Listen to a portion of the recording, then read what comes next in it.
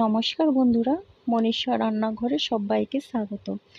আজকে আমি নিয়ে চলে এলাম একটা স্বাস্থ্যকর সবজি রেসিপি, যেটা কিন্তু আমাদের সবসময় খাওয়া হয় না।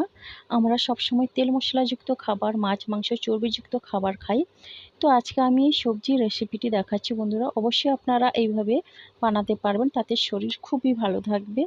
তো এখানে নিয়েছি লাউয়ের ডাঁটা, আর নিয়েছি পেঁপে, নিয়েছি বেগুন। দেখুন বন্ধুরা, বেগুনগুলোকে এইভাবে লম্বা লম্বা সরু সরু করে কেটেছি। আর নিয়েছি আলু, আর নিয়েছি চিচিঙ্গে। সব সবজি আমি কেটে ভালো করে ধুয়ে নিয়েছি। আর এখানে নিয়েছি টমেটো, দুটো টমেটো আমি গ্রেট করে নিয়েছি। আর নিয়েছি আদা আর কাঁচা লঙ্কা, আদাও গ্রেট করে নিয়েছি। তো চলুন বন্ধুরা, রেসিপিটি শুরু করি। তো বন্ধুরা, গ্যাসে কড়াই বসিয়ে দিয়েছিলাম, তেলটা গরম করে দিয়ে দিয়েছি 5 ফোড়ন আর শুকনো লঙ্কা। এবার ফোড়নটা একটু ভাজা হয়ে আসলেই দিয়ে দিচ্ছি কাঁচা লঙ্কা চেড়ে এবং গ্রেট করে রাখা আদা। তো এখন ভালো করে নেড়ে চেড়ে মশলাটা একটু ভেজে নিচ্ছে। আর আদাটা কিন্তু বেশি ভাজার দরকার নেই। তো এখন নেড়ে চেড়ে দিয়ে দিচ্ছি সবজিগুলো।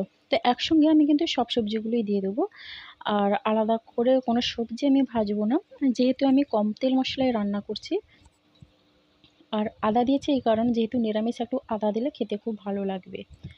তো বন্ধুরা, আপনারা কিন্তু অবশ্যই এইভাবে বানাবেন, দেখুন খেতে খুবই ভালো লাগবে। আর এটা কিন্তু খুবই স্বাস্থ্যকর রেসিপি। তো বন্ধুরা, এখন আমি নেড়ে চেড়ে নিচ্ছি। এখন আমি লবণ দিইনি আর ঢাকাও দিইনি। আর লবণটা দিলে কী হবে, যেহেতু চিচিঙ্গা আছে জলটা বেরিয়ে আসবে, তাতে সবজি ভাজা হবে না। তো এখন আমি অনেকক্ষণ নাড়াচাড়া করার পরে দিয়ে দিলাম লবণ। আর লবণটা দিয়ে দিচ্ছি হলুদ গুঁড়ো। এরপরে দিয়ে দিচ্ছে গ্রেট করে রাখা টমেটো। টমেটো আগে দিলেই সবজিগুলো ঠিকঠাক ভাজা হতো না। তো বন্ধুরা, এখন সব কিছু দিয়ে ভালো করে নেড়ে চেড়ে এবার সবজির সঙ্গে মিশিয়ে নেব, আর ভালো করে আমি ভেজে নেব। আর সবজিটাও বেশি ভাজার কোনো প্রয়োজন নেই, মোটামুটি ভাজা হলেই চলবে। তো বন্ধুরা দেখুন, ভালোভাবে এইভাবে মিশিয়ে নিচ্ছে। আর এটা কিন্তু খুবই ভালো লাগে খেতে, গরম ভাতের সঙ্গে কিন্তু খুব ভালো লাগে। তো বন্ধুরা দেখুন, আমার সবজি টমেটো দিয়ে ভালো করে ভাজা হয়ে গেছে, দেখেই বুঝতে পারছেন। কালারটাও চেঞ্জ হয়ে গেছে, আর অনেকটা কিন্তু সবজিটা কমে গেছে। তো বন্ধুরা, এখন আমি দিয়ে দিচ্ছি পরিমাণ মতো জল। আর জলটা একটু বেশি পরিমাণে দেব, যেহেতু পেঁপে আছে। এই পেঁপেটা কিন্তু ভালোভাবে সেদ্ধ হতে চায় না। তো এখন ভালো করে নেড়েচেড়ে আমি মিশিয়ে নিচ্ছি। আর এখন আমি ঢাকনা দিয়ে দেব। তো ঢাকনা দিয়ে আমি রান্নাটা করে নেব। তো বন্ধুরা, আমি ঢাকনা দিয়ে কিছুক্ষণ রান্নাটা করে নেব। তার মধ্যে মাঝে মধ্যে আমি ঢাকনা খুলে দেখে নিচ্ছি। তো দেখুন বন্ধুরা, ঝোলটা কিন্তু অনেকটা শুকিয়ে এসছে, আরও কিন্তু ঝোলটা আমি কমিয়ে দেব। তো বন্ধুরা দেখুন, এখন নেড়ে চেড়ে নিচ্ছে।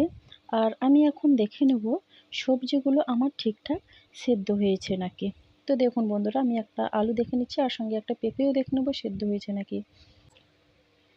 তো বন্ধুরা, এখন আবারও আমি ঢাকনা চাপা দিয়ে কিছুক্ষণের জন্য রান্না করে নিয়েছি। দেখুন ঝোলটা কিন্তু আমার অনেকটা কমে গেছে।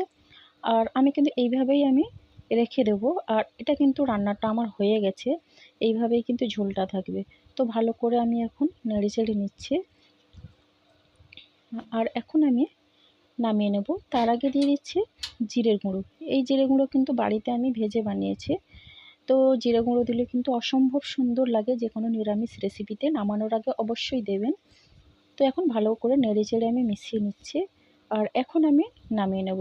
বন্ধুরা, অবশ্যই একদিন বানাবেন, দেখবেন খেতে খুব ভালো লাগবে। নিরামিষ দিনে এইরকম যদি রেসিপি থাকে, আর কোনো কিছুর প্রয়োজন হয় না।